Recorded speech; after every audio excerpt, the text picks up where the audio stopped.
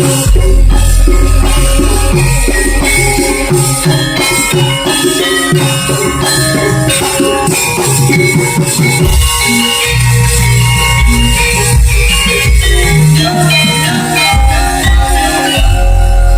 katur langgam susi demane naka salam pambuka.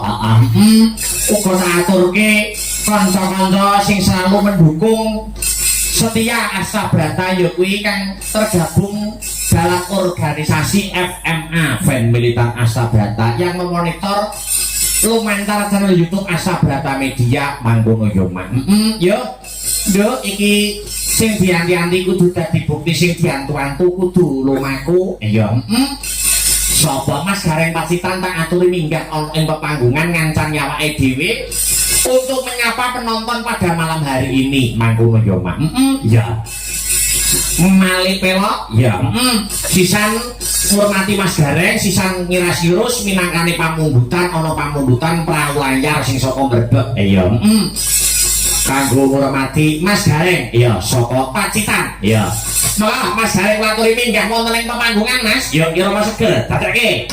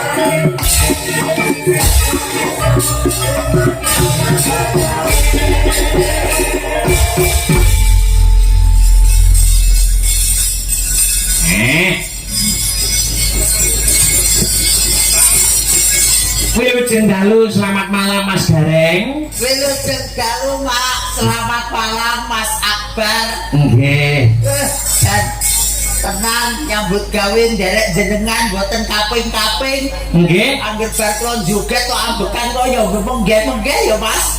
Lah nggih no sampeyan iki wis ora ning ngono ya wis mulai munduri tuwa. Ya. Leres Mas.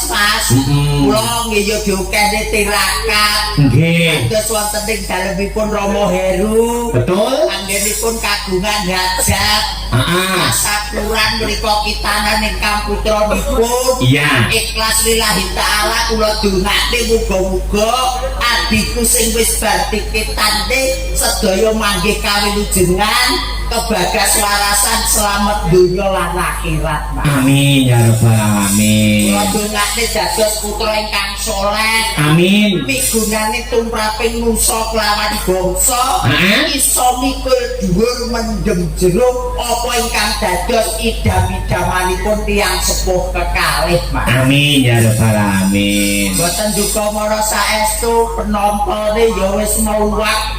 Amin. Kathah sanget. Nggih. Pamirsa boten cekap teng mriki tenggene YouTube pun ribuan. Nggih. Kula dongakne kanca-kanca astabrata manggih kawilujengan.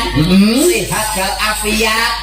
Panjenengan ugi tetep semangat. Amin. Bangun budaya wonten ing laladan Nganjuk saged njayeng bawana. Amin. Amin. Santenan aku rene iki tenan ambuku langsung bubrah Mas. Lho, kok iso ngono lho? Lho sak nggon-nggon enake ning gur brambang Mas. Oh kene iki. Nggih. Lah iya no wong aja kok nggur gundang Mas. Seluruh Nganjuk kuwi ya ikonnya Brambang. Nggih. Mayoritas. Kula bengi iki ya klambine kabeh abang. Abang. Mertandakne Brambang larang jenengan diaturi tindak mriki kalih kanca-kanca. Kula wong Brambang iki ya titinekan saestu. Pak Heru niku nggih tanamane Brambang nggih kathah sanget. Niku sing saperangan mriku teng ajeng niku nggih tumpukan Brambang. Tumpukan Brambang ning ngarep kono Mas. Nggih. Buritan. Kuwi ya tumpukan Brambang. Brambangnya Pak Heru ya? Pak Heru, si sehetan rumah ya tumpukan Brambang. Tumpukan Brambang. Nggih, barang kula teng kamare Pak Heru. Tumpukan Brambang Mas. Udah tumpukan gombal. Kok iso ngono mbok ngomongne iki lho. Wong pripun wong pinter-pinter dinten masak bar. Lah ya kagungan kersa urung sempet diberesi. Urung sempat nyuci. Lali-lali wong tuwa kuwi wau yen wong duwe gawe tuh ora kenek adus, ora kenek umbah-umbah. Oh, kuwi tenan to Mas kuwi. Lha wong pripun to Mas? Kuwi ilo-ilone wong tuwa piye ya? Nggih. Nek arep duwe gawe ora entuk Adus karo ora oleh umbah-umbah. Penyebabnya apa lho? Penyebabnya niku awake dhewe sing sepisan ngempet hawa nafsu, sing kepindho ngempet awake dhewe nyambut gawe saka kepribadianing dhewe arep nyenengne wong liya sing arep teko. Kula dialekne awake dhewe iki ya ora adus. Ngempet karo awake dhewe mergo priyayi-priyayi ingkang rawuh kathah ora sempet adus. Ora umbah-umbah tegese kabeh klambi-klambine wis ditekake golek persewaan saka ngendi-endi prih menika dulur rawuh menika katon pideksa bliyanipun Pak Heru. Oh kuwi ilo-ilone wong tuwa nek duwe gawe ora entuk adus Mas. Oh, lha sok pamane aku. Pamane aku sok wis dadi manten. Iya. Wis aku wis nemu judune. Arep dadene manten kuwi sadurunge macak manten apa yo ora entuk adus Mas. Mas tak omongi ya. Kowe ora sah gawe alasan dhisik, ora sah gawe mikir dhisik. Lakonono dhisik sing kok sirne iki sapa? Wong ngapa sobek dipikir sobek to Mas? Lah kan penasaran kalimatmu to. Elek duwe gawe iki ilo-ilone wong tuwa ora entuk adus. Lah mosok arep dadi manten dipethukne wong pirang-pirang lho to. Arep petuk bojone kudu mancak rapi. Lah mosok ora entuk adus manten. Alah ora sah penasaran. Aku kowe wis ngerti. Awakmu ki ora tau penasaran. Dadi sok ben bae ning mikir. Sobat saiki golek osek itu sobat tak didoi. Khusus awakmu oleh adus, oleh ganti klambi, oleh galang.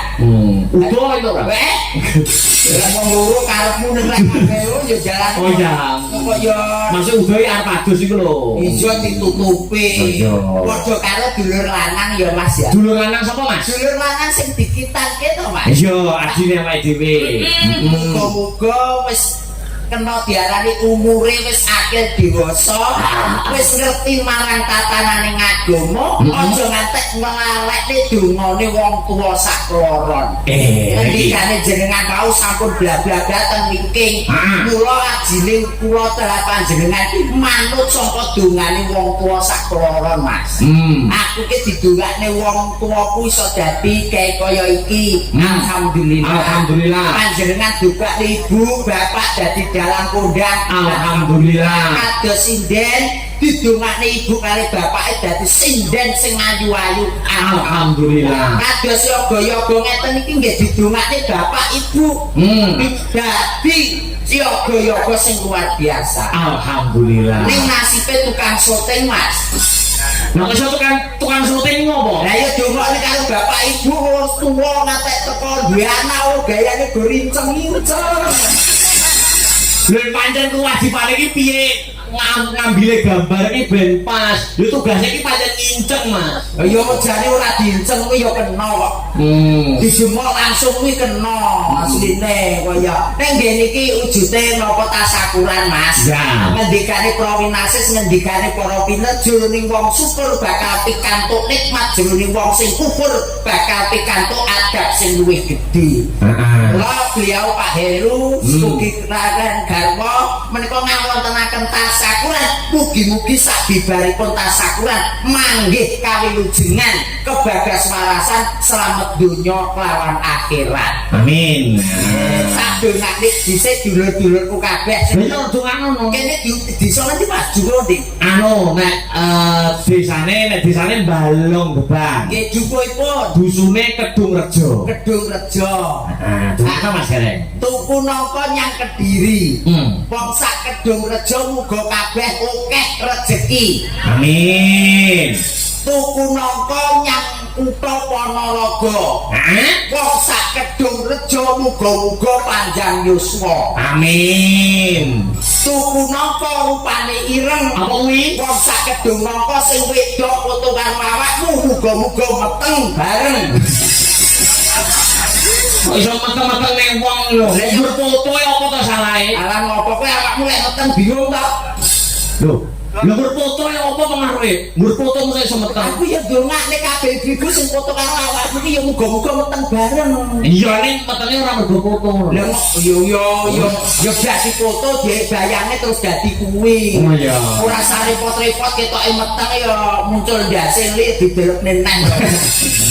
Wah, enak ya. Tenggene mriki salatullah. Oh, salatan. Salamullah. Karo ndongakne dulur lanang. Iya. Ala toha Rasulillah Salatullah Salamullah Ala Yasin Habibillah. Iki padha karo sing tak alami sore mau, Mas. Kok iso sore mau kok? Aku teko kene dulur Kedung Rejo kene ya. Wayah Allahu Akbar langsung gluduk Ning masjid Pidil Brambang. lha yang masjid kok ada kok iso. Ya dongakne dulure dhewe sing bar titangke. Tanggalan cacahe ana 30. Padang rembulan. Padha ora karo kowe. Amin. Iya. Aku kan rasa biasa tenan ora hati-hati aku nek kono dicekel tali gocingku lho. Iki lah sing gawe. Padang rembulan. Iya. Rembulane tanggal siji kanggo dulur lanang bagitan. Yen kepengin urip lumayan sregep ngibadah berguna ngaji. Bareng-bareng yo.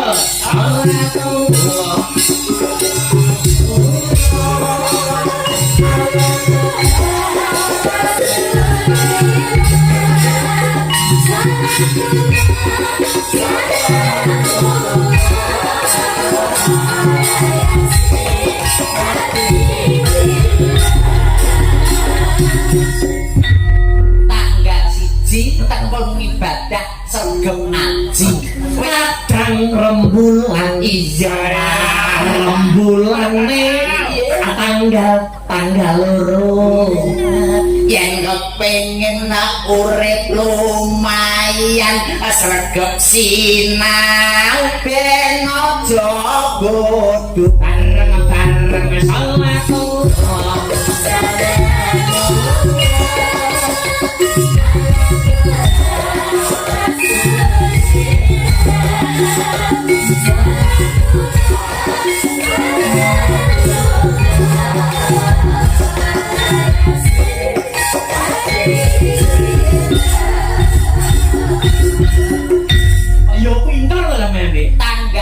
dongane ayo meletek lho. alah wis lunas ki lho. Adang rembulan rembulan tangga Iya, ayen kepengin tak urip lumayan sregep ngibadah rajin sinau.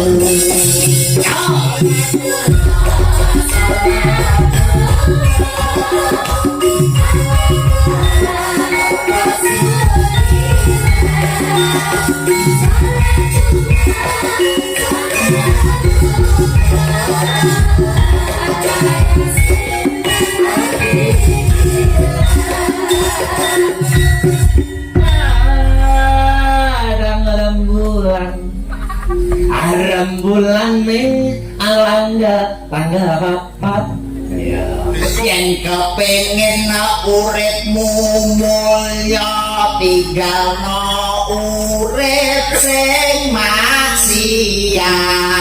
padang rembulane tangga limo yen kepengin urip lumayan aja lali donga.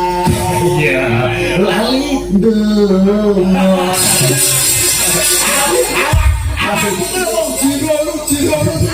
Akene mikire.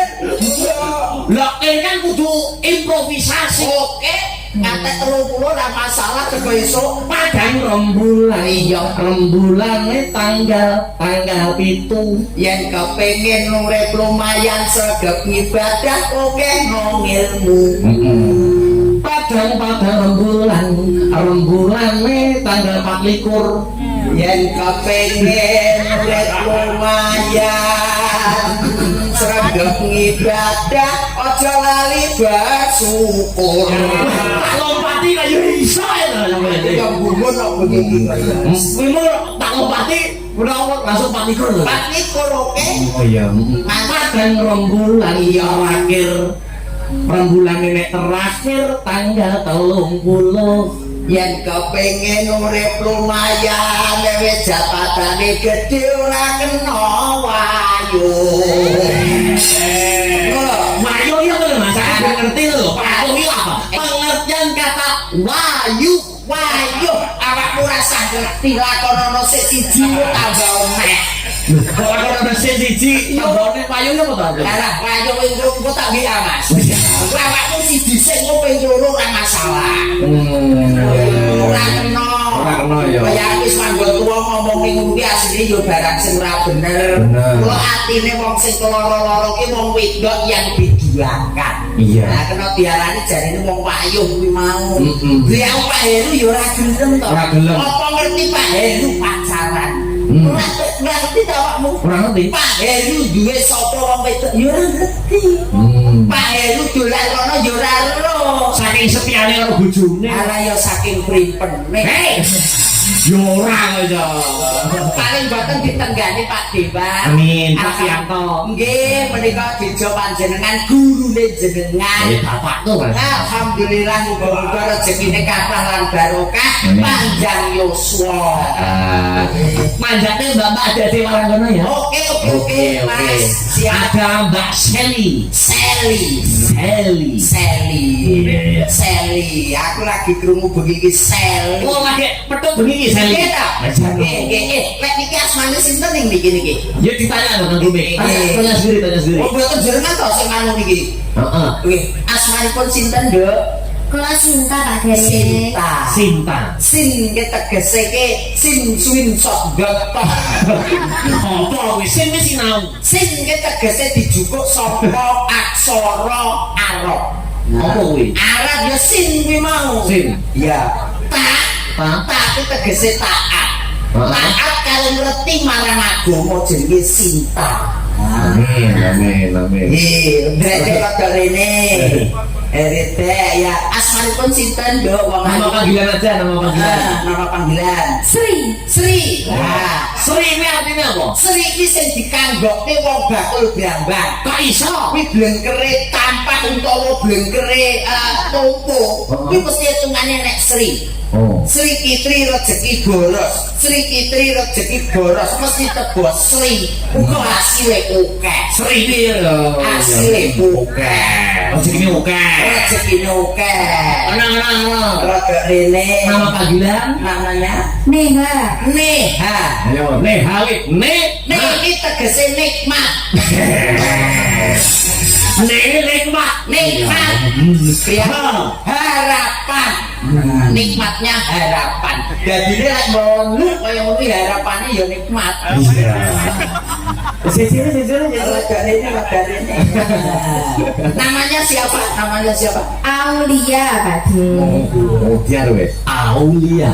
Au, kita Ayo. au. Artinya apa? Au niku tegese gerok. Apa iki? Yo au. Gerok. Kaya gerok itu. Au. Kita tegese liya, kita tegese wong liya. Kulino digeroki wong liya. Oh, digerek wong liya maknane piye artine? Artine ya seneng guman to, Mas. Oh. Iki kabeh do gumek kabeh dadine digerok. Saking gumune Mbak Aulia ngono. Au. Ngono ya. Au. Oh, ya. Masuk. Iya, wis sampe nang iki nek. Wong aku. Iya, jejene. Siji. Itu saya Li. Ya. Namanya siapa? Kula Seli Cak Gareng. Seli. Mas, Pak asmane putranya Pak sinten? Lho, piye to? Mosok klaruh. Lali apa? Sing ditepakke? Lah, Yuwanendra Arya Testanto. Ya, iki lek Mbak Siden asmanya namanya Mbak Seli. Seli. Sel niku saka ibu. Terus Sing sel niku saka ibu. Nggih Mbak Seli ta? Sel. Nggih sing sel niki saking ibu. Nek Li, Lah nggih sel niku wau upamine niku nggih saking ibu-ibu. urun jeneng kok wong wedok. Wong wedok ibuke iya jenenge sel. Nek Li Mas. Lah nggih niki lek sel niku Mas. Kok mulak ya? Yo engko line bapake apa line tanggane. Hei, Ya itu jangan ayo semua nih dong, Mbak Seli dong. Ayo.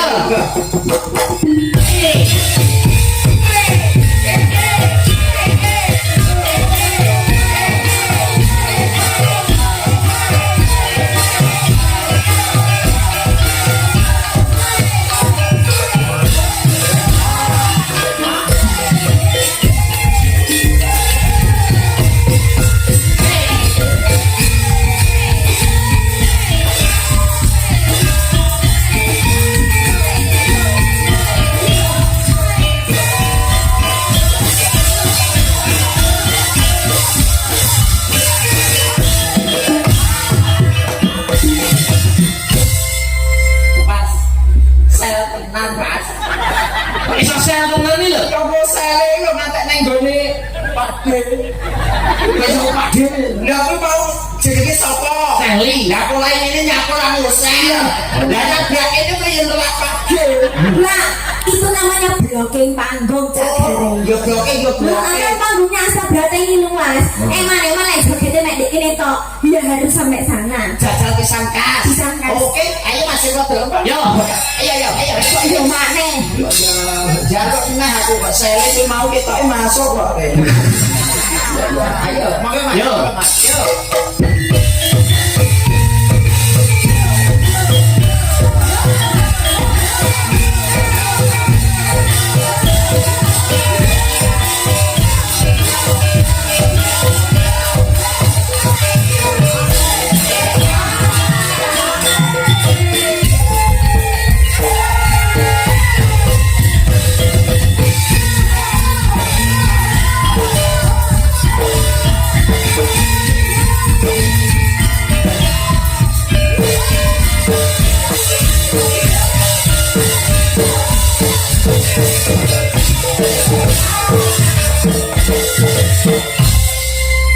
Mas, kok beda karo mau ya Mas?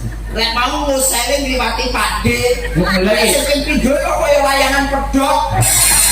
Oh yo, Wis layangan medal lho. lha yo mulai. Lho ki lamun nguasai panggung to, wis diratani Kan panggung. yang panggung itu tutup kono mas. Ya menguasai lho. Tapi ki yo wong wedok ki mundur kuwi aja temen-temen ngono lho. Lah terus kudune ya apa cak bareng aku iki. Paling ora jenenge wong wedok ki ya sing gandes luwes ya Mas ya. Oh, kamu sing feminin.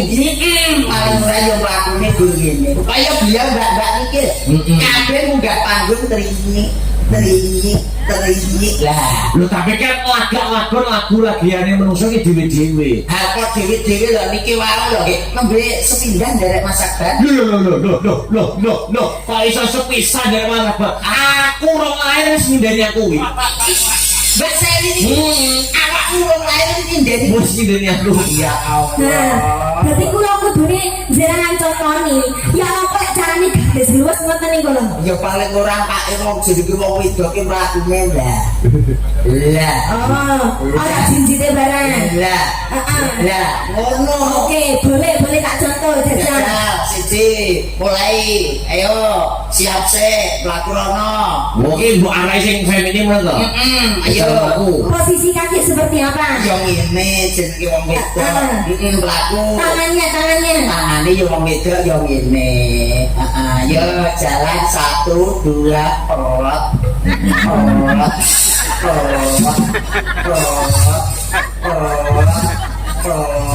Wah, piye wis ini to? Nek ngeten iki kan nggih ketawis to, Mas.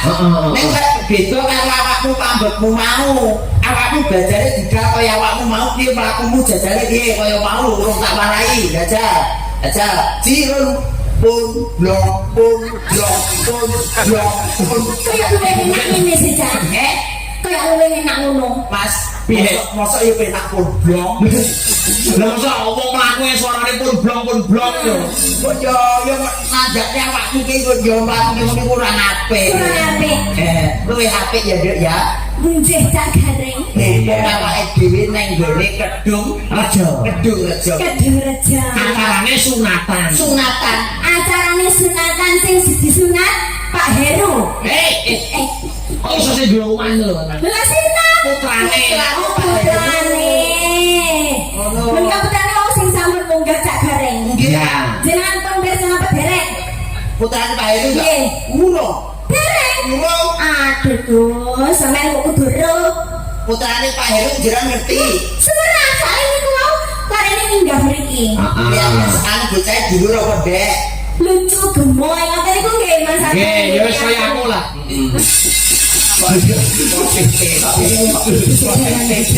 Padahal aku yang ngomongin gemoy lucu. Emang sampeyan nek ndelok dereng apa ya lucu-lucu nih? Alah. Wajar-wajar. Kok iso nyepelake piye lho, Reng? Alah, ora jenenge gemoy kaya pan putrane Pak Heru. Paling tidak kan ya dodo jembar, gede dhuwur. Nah, Terus lek jalan Lah aku apa? Mas Akbar iki udah enggak panggung. Piye apa iki? Gue buka dalan karepe. Kok cilike udah umum kok ya. Mas, pangapunten sangat. Piye? Iki sowan gene Pak Heru. Nggih. Iki kajate kitana. Hubungane apa?